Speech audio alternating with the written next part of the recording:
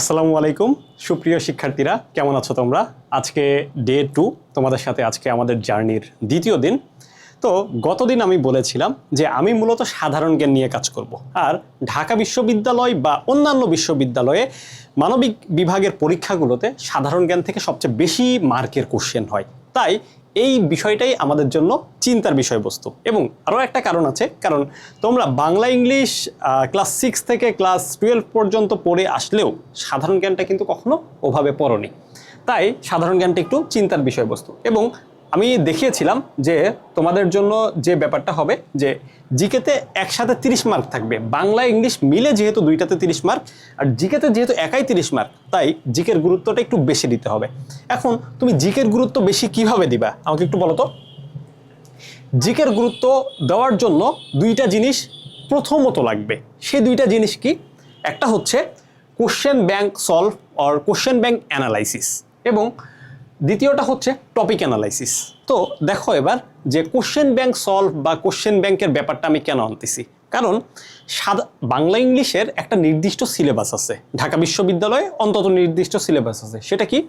যে ঢাকা বিশ্ববিদ্যালয়ে বাংলার প্রশ্ন হয় ইন্টারমিডিয়েটের বাংলা ফার্স্ট পেপার, নাটক উপন্যাসের যে বইটা আছে সেটা, এবং বাংলা সেকেন্ড পেপারের সম্পূর্ণ সিলেবাস, এবং 9-10-এর ব্যাকরণ থেকে। এই জায়গা থেকেই মূলত বাংলার কোশ্চেনগুলো হয়ে থাকে, সেটা রিটেন পার্ট এবং এমসিকিউ পার্ট।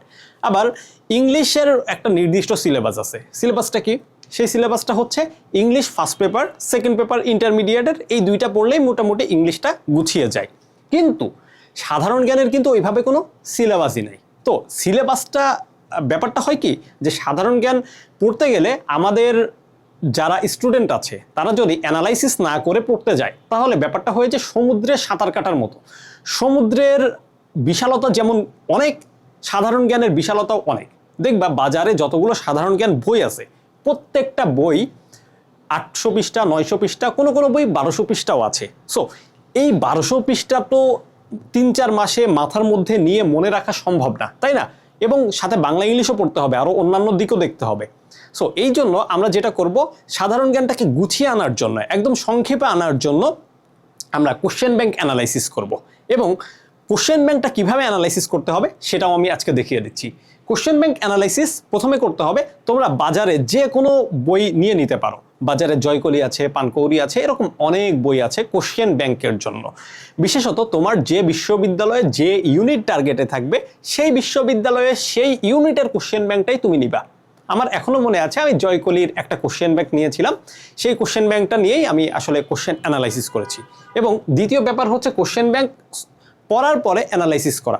আর তোমাদেরকে আমি আর একটা কথা বলি, যেই সাল থেকে বা যেই সেশন থেকে ঢাকা বিশ্ববিদ্যালয়ে রিটেন সিস্টেম চালু হয়েছে, তোমরা ওই সালের কোশ্চেনগুলো খুব গুরুত্ব দিয়ে দেখবা। ওই সাল পর্যন্ত বিগত 6 বছরের, মানে 19-20 সেশন থেকে বর্তমান, ওই সময় থেকে রিটেন চালু হয়েছে। তখন থেকে সাধারণ জ্ঞান হয় 30 নাম্বারে। এর আগে কিন্তু সাধারণ জ্ঞানের নাম্বার ছিল 60 নাম্বার, মানে 60 নাম্বার, এবং কোশ্চেন আসতো 50টা। সো কোশ্চেন বদলের পরে বা কোশ্চেন ফরম্যাট বদলের পরে সাধারণ জ্ঞানের কোশ্চেনগুলো একটু টার্ন করতেছে, ঠিক আছে? স্পিনারদের বল যেরকম টার্ন করে, ঢাকা বিশ্ববিদ্যালয়ের কোশ্চেনের প্যাটার্নগুলোও টার্ন করতেছে। আরেকটা ইনফরমেশন দিই, সেটা হচ্ছে এই পদ্ধতিতে ঢাকা বিশ্ববিদ্যালয় যেদিন থেকে পরীক্ষা নেওয়া শুরু করেছে, তারপরে 3 বছর পরীক্ষা হয় বি ইউনিট এবং ডি ইউনিট আলাদা করে, ঠিক আছে? বি ইউনিটে কারা পরীক্ষা দিত? তখন আমরা যখন পরীক্ষা দিয়েছি তখন বি ইউনিট আলাদা ছিল, ডি ইউনিট আলাদা ছিল। বি ইউনিট ছিল অনলি ফর আর্টস, ঠিক আছে? Only for arts.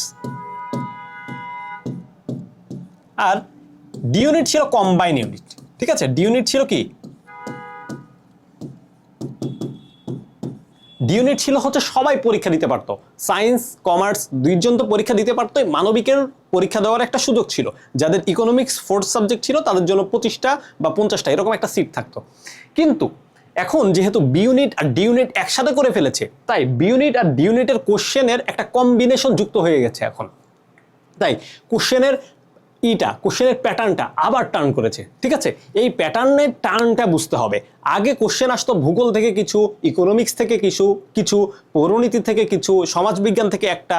তো এইভাবে কোশ্চেন আসতো 2022-23-এর আগ পর্যন্ত। কিন্তু এখন যেহেতু বি ইউনিট আর ডি ইউনিট এক করা, এবং ডি ইউনিটে তোমার সায়েন্সের শিক্ষার্থীরা আছে, ওরা ভূগোল পড়েনি, ইকোনমিক্স পড়েনি, তারপরে হচ্ছে পৌরনীতি পড়েনি, এবং তারপরে হচ্ছে যে বিজনেসের শিক্ষার্থীরা আছে, তাই দুইটা একসাথে করার পরে কোশ্চেনের প্যাটার্ন আরো চেঞ্জ হয়ে গেছে।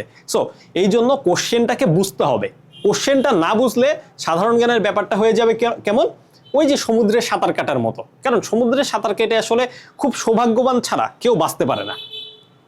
চলো এবার আমরা কোশ্চেন অ্যানালাইসিসটা কিভাবে করব সেটা একটু দেখে আসি।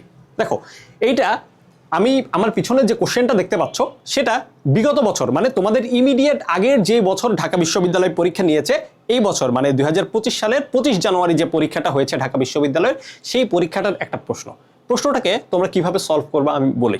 দেখো এখানে বলছে যে 1971 সালের মুক্তিযুদ্ধে বাংলাদেশ নৌবাহিনী যে সেক্টরের অধীনে ছিল, তার মানে এইখানে বোঝা যাচ্ছে যে মুক্তিযুদ্ধ সেক্টর থেকে, দেখো টপিক হচ্ছে দুইটা, একটা হচ্ছে মুক্তিযুদ্ধ, দ্বিতীয় টপিক হচ্ছে মুক্তিযুদ্ধের সেক্টর। এই জায়গা থেকে কোশ্চেনটা আসছে। সো মুক্তিযুদ্ধের টপিকটা সম্পূর্ণটা পড়তে হবে তোমাকে অবশ্যই। দ্বিতীয় হচ্ছে যে মুক্তিযুদ্ধের সেক্টর, বলো তো মুক্তিযুদ্ধের সেক্টর কয়টা ছিল? আমরা কোশ্চেনের উত্তরটা সবাই পারবো, কোশ্চেনের উত্তরে না যাই, আমরা একটু দেখি যে মুক্তিযুদ্ধের সেক্টর কয়টা ছিল। 11টা সেক্টর ছিল। তো 11টা সেক্টরকে আমরা যদি সবগুলো সেক্টরকে দেখি, আমরা দেখব হচ্ছে যে বাংলাদেশের এই যে চট্টগ্রামের দিক থেকে 1 2 3 4 উপরে উঠে গেছে 5 পর্যন্ত সিলেটের সাথে, আবার এই পাশে রংপুর দিনাজপুরের দিক থেকে 6 7 8 9 আর এই রকমভাবে নিচে নেমে আসছে। কিন্তু মাঝখানে বাদ ছিল হচ্ছে ময়মনসিংহ এবং টাঙ্গাইল অঞ্চল, ওই অঞ্চলটা হচ্ছে 11 নম্বর সেক্টর। আর বাকি যেটা বাকি ছিল সেটা হচ্ছে সামুদ্রিক অঞ্চল, এই জায়গাটা তো নৌবাহিনীর জন্য, এই অঞ্চলটা হচ্ছে 10 নাম্বার অঞ্চল। তার মানে কোশ্চেন ব্যাংক যেভাবে সলভ করবা সেটা হচ্ছে টপিক লিখে লিখে, ঠিক আছে? একটা খাতা নিবা, ওই খাতাটাতে শুধুমাত্র কোশ্চেন ব্যাংক অ্যানালাইসিস এবং সলভ থাকবে।